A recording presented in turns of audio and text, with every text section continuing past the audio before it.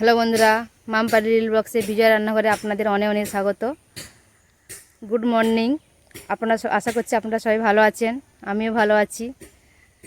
আজকের বাড়িতে অতিথি আসবে, তাই রান্না করব। পুকুরের মাছ ধরতে নামবো।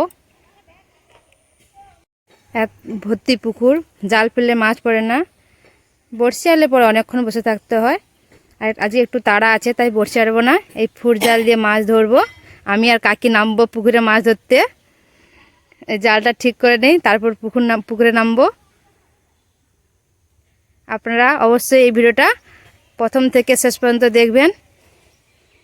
জালটা ঠিক করে তারপর কথা হবে আপনাদের সঙ্গে। পুকুরে না বসি ফুট জাল আটটা দে বাবা, কিরকম কি শীত লাগছে।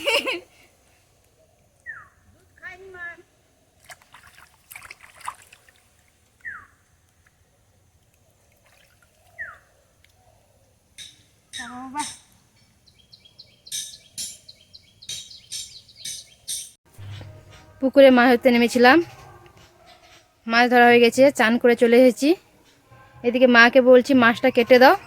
আমি যেহেতু পুজো করবো, মাছে এখন হাত দিতে পারবো না, তার মেয়েকে আনতে হবে, ওকে স্কুল থেকে নিয়ে এসে খাওয়াবো, সময় হবে না। তাই মাকে বললাম মাছটা কেটে নাও, জ্যান্ত মাছ তো, দেরি হলে আবার পেট গলে যাবে।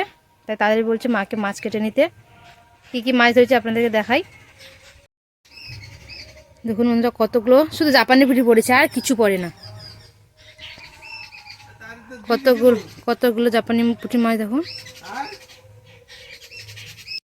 কতগুলো মাছ পড়েছে জাপানি পুঁটি, এছাড়া আর কিচ্ছু পড়েনি।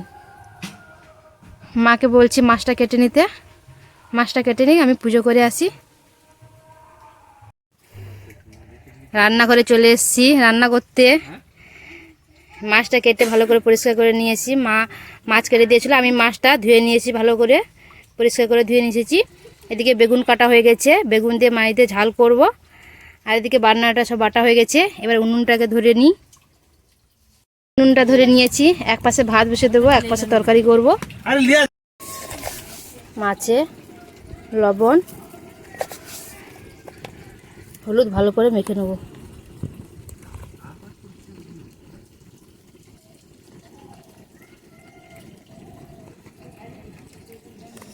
ভালো করে মেখে নিতে হবে।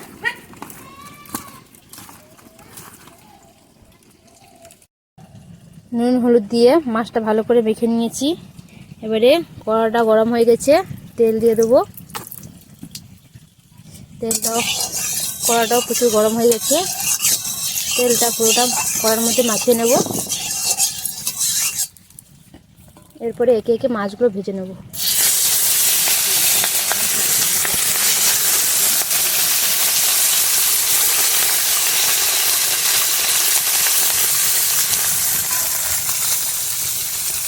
লাল করে মাছগুলো একদম ভেজে নেব। দেখুন বন্ধুরা, মাছগুলো কিছু লাল করে ভেজে নিচ্ছি, এই তুলে নেব। এই মাছগুলো হালকা করে ভেজে রেখে দেবো সন্ধ্যের জন্য। আর আমাদের বাড়িতে যে আত্মীয় আসবে বলেছিল, আসতে 2টো বেজে যাবে, তাই এখন খাবে না, সন্ধ্যেবেলা খাবে। ওরা হোটেলে খেয়ে দিয়ে আসে, আর আমাদের বাড়ির মতো রান্না করব। এই 4টে মাছ হলে হয়ে যাবে আমাদের। মাছগুলো লাল করে ভাজা হয়ে গেছে। এবার কড়ার মধ্যে আর একটু তেল দিয়ে দিয়েছি, এবারে বেগুনগুলো ভেজে নেব।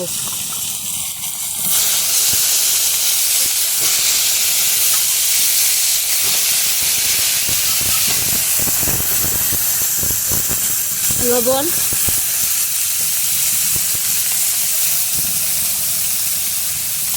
হলুদ গুঁড়ো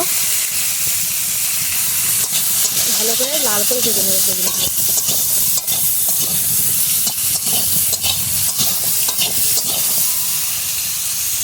বেগুনটা ভাজা হয়ে গেছে, এবারে ঢেলে নেব। ঢেলে নিয়েছি, এবারে কড়ার মধ্যে তেল দিয়ে দেবো।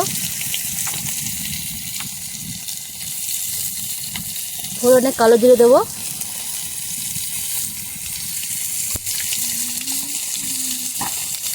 কুচানো টমেটো,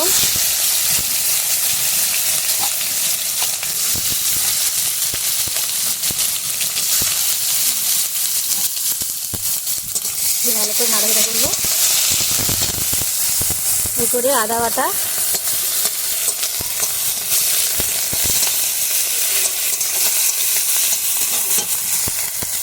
অল্প করে হলুদ গুঁড়ো দিয়ে দেবো যাতে মাছ ছিটকে।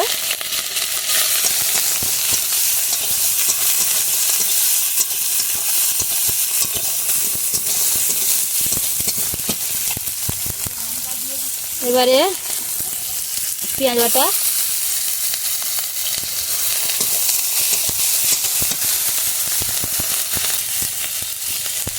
দুটো কাঁচা লঙ্কা, পেকে গেছে লঙ্কা দুটো,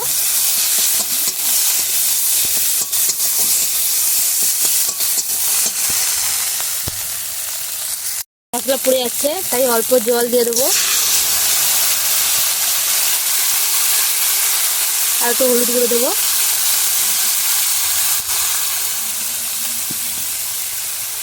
লঙ্কার গুঁড়ো। আমরা যেহেতু বেশি লঙ্কা খাই বেশি লঙ্কা দেবো, আপনারা চাইলে কম লঙ্কা দিতে পারেন।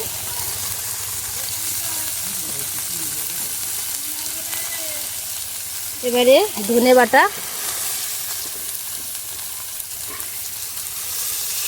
দিয়ে ভালো করে মিক্স করে নেব।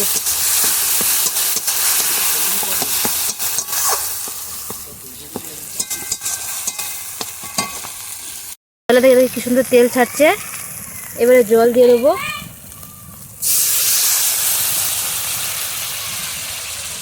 অল্প করে জল দেবো যেহেতু বেগুনটা আগে থেকে সিদ্ধ হয়ে আছে।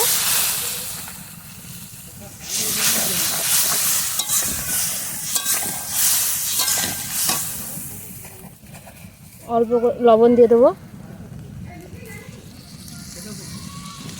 তরকারিটা ফুটে গেলে এবারে বেগুনগুলো দিয়ে দেবো। ফুটে গেছে, এবারে বেগুনগুলো ঢেলে দেবো।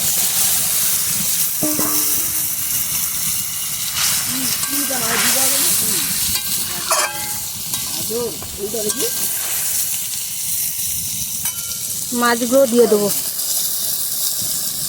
তরকারির মধ্যে মাছগুলো দিয়ে দেবো।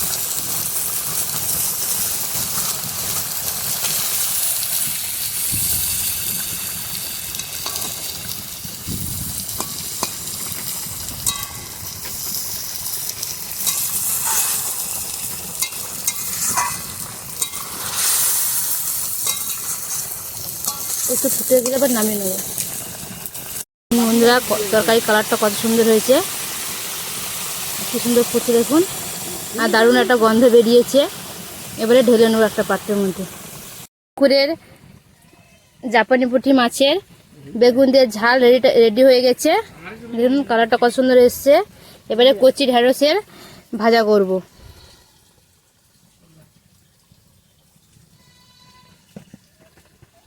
আজকে রান্না হয়েছে জাপানি পুঁটি মাছ দিয়ে বেগুন দিয়ে ঝাল আর ঢেঁড়স ভাজা, আর মেয়ের জন্যে মাছ দিয়ে আলু দিয়ে কুলপো শাক দিয়ে ঝোল। এই ভিডিওটা আপনাদের যদি অবশ্যই ভালো লেগে থাকে তাহলে লাইক করবেন, শেয়ার করবেন, বেশি বেশি করে কমেন্ট করবেন, আর সাবস্ক্রাইব করতে যেন ভুলবেন না। অবশ্যই আপনারা সাবস্ক্রাইব করবেন।